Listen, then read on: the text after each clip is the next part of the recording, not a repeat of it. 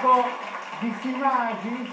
Domani alle ore 16 questa comunità darà vita a una rappresentazione di comunità, grazie proprio all'impegno dell'associazione Sagoia de Ciudamus, che era l'antico banditore del paese, che è passato alla storia. Lui è vissuto nella prima metà del Novecento, perché non essendo ricco, anzi decisamente non abbiente, dovendosi sposare, ha dato il bando al paese, ha detto: domani mi sposo, siete tutti invitati, portatevi la sedia da mangiare e faremo festa insieme. Fu una trovata che comunque domani rivivrà, così come tante altre volte, a Simagis, quindi un'occasione molto simpatica che coinvolge tutto il paese, ma anche chi vorrà recarsi a Simagis per fare festa insieme. Un altro appuntamento, signor Angelino, lei prima non me l'ha detto, lei è di Sinnai e domenica mattina ci sono le pariglie a Sinnai, un bellissimo...